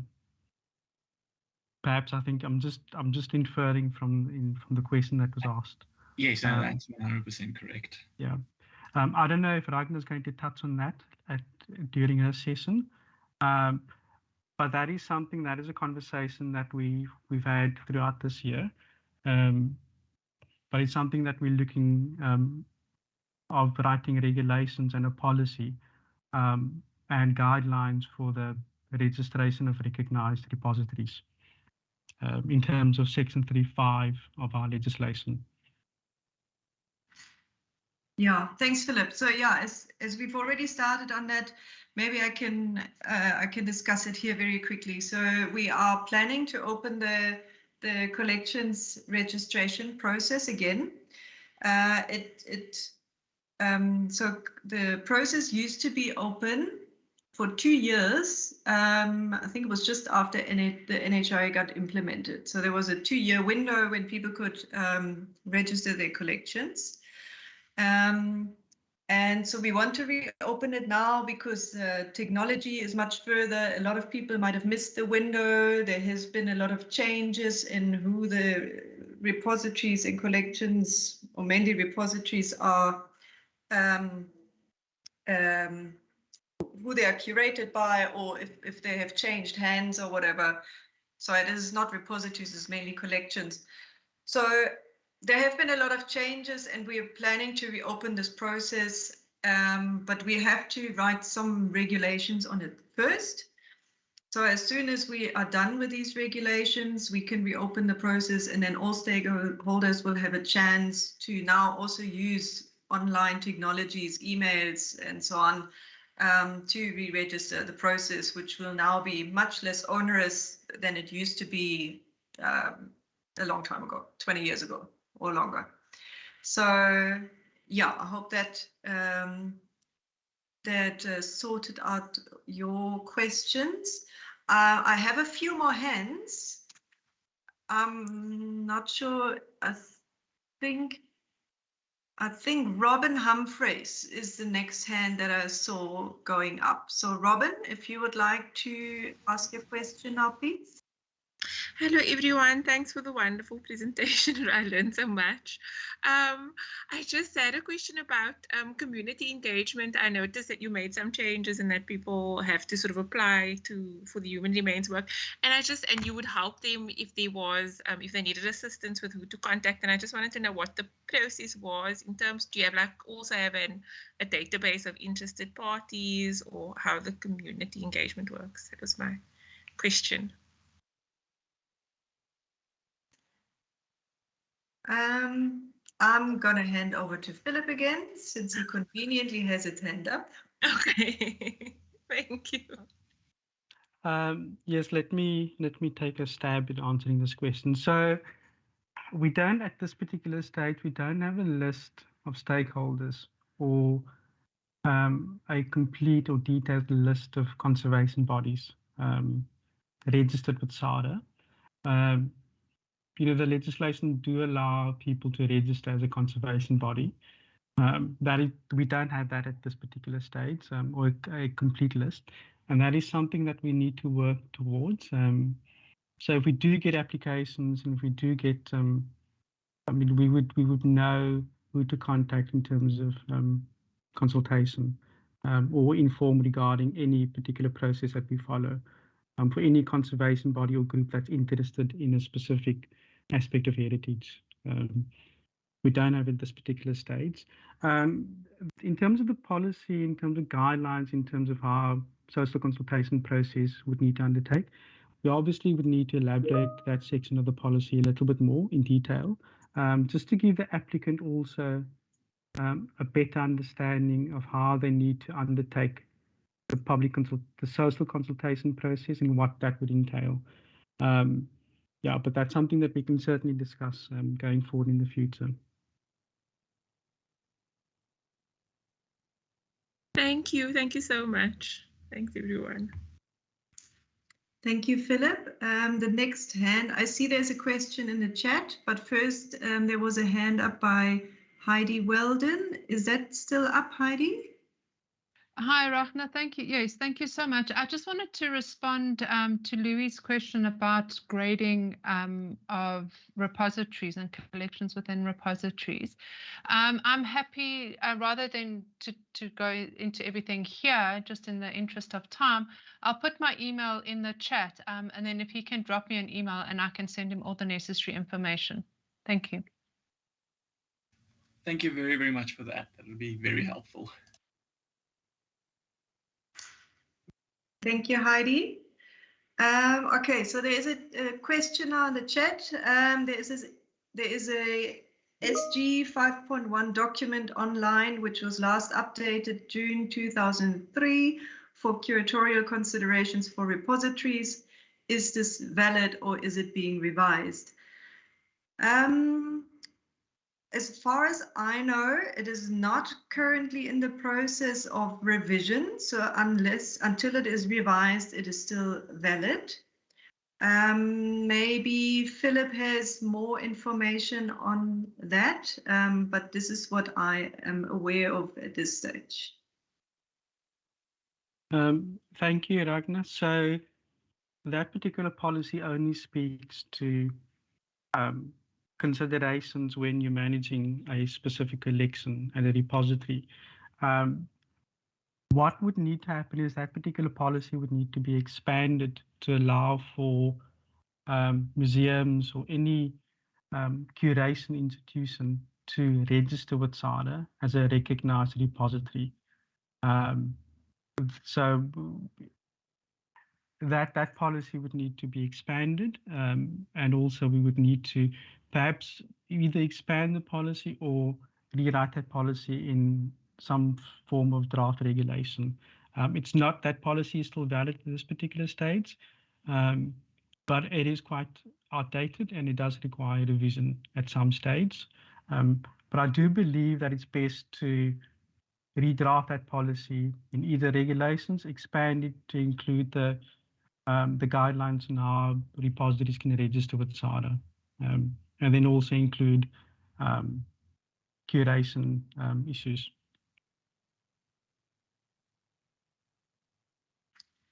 Thank you, Philip. I hope that answered the question. I don't see any more hands up at the moment or any questions in the chat, but please do know you're always welcome to email us. I think we've all included our email addresses, but yeah, most of you actually have our details.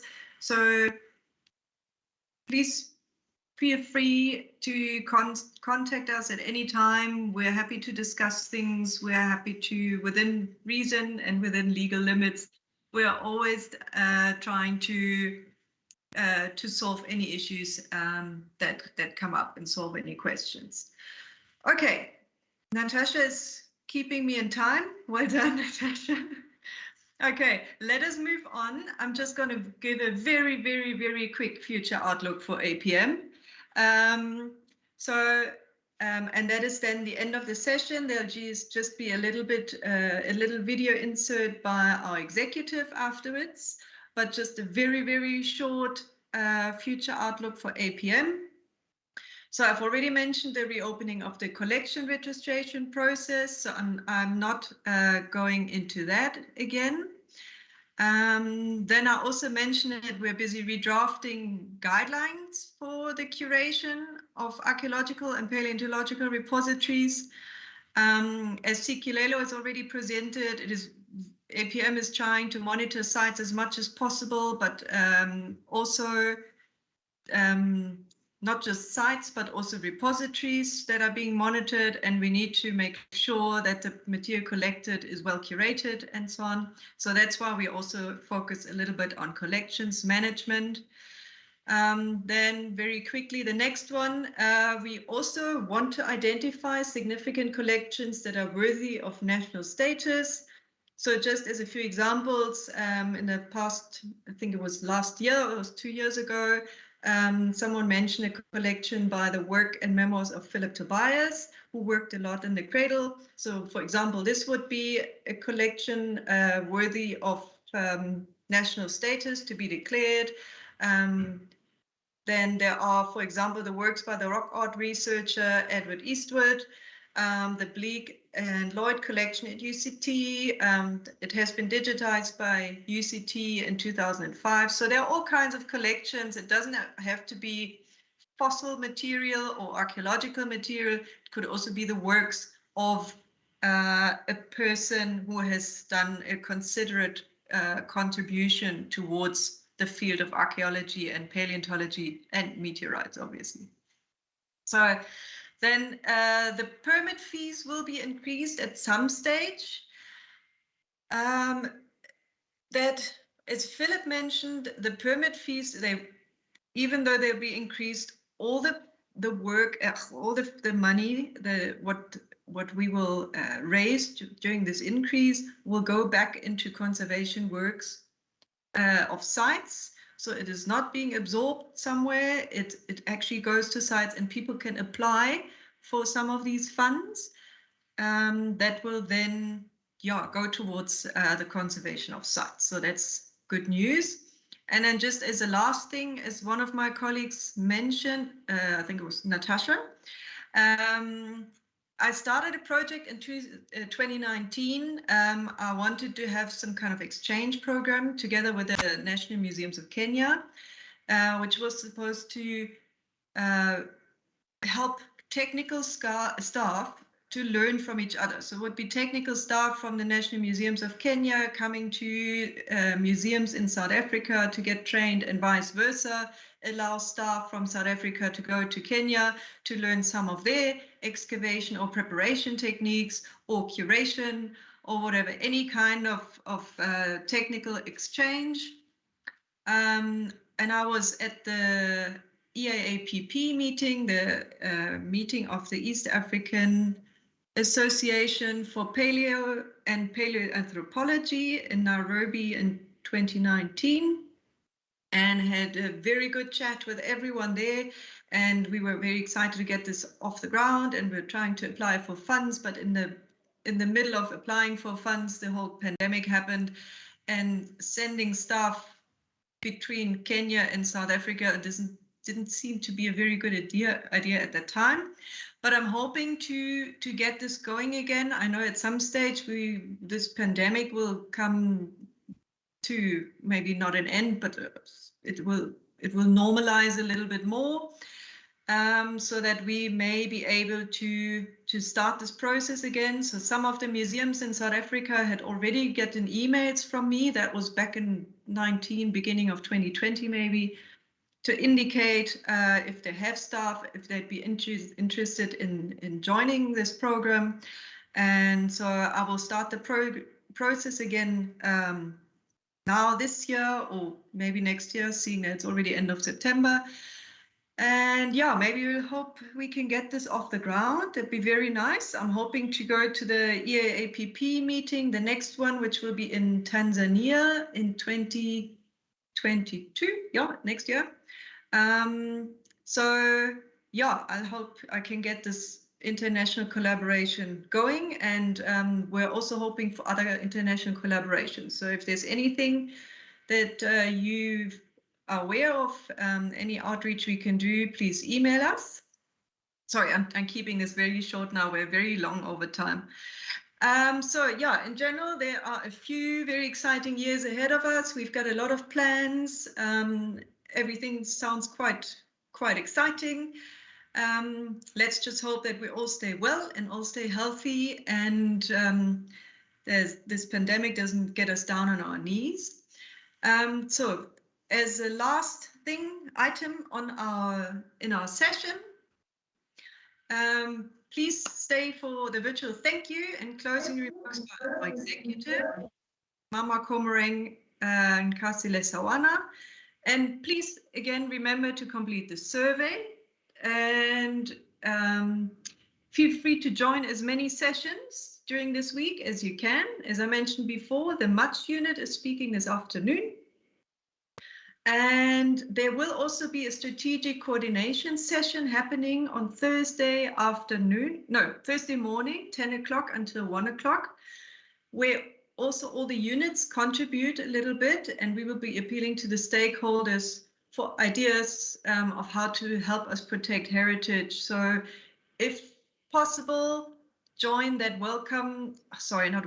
the Thursday session on the strategic coordination from 10 o'clock Thursday morning.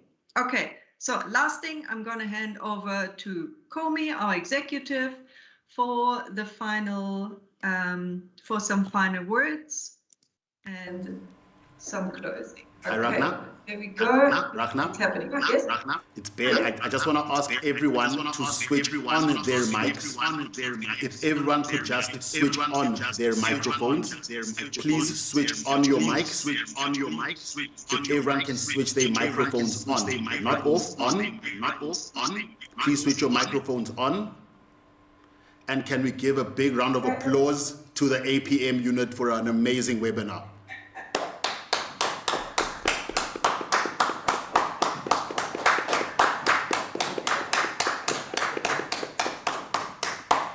Thank you so much. I've muted myself. Thanks everyone for joining. And over to Komi. There we go.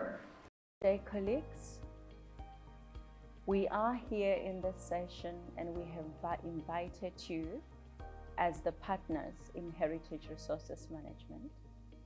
I am Mama Komoreng Nkasi Sawana, an executive responsible for Heritage Resources Management at SARA. While this session was meant to introduce you to the policies that we approved in the past year, we hope it also provided you with the opportunity to engage with us. And we thank you for availing yourselves, for your participation. We valued it. Continue to engage with us throughout. We wish you all the best. Thank you so much.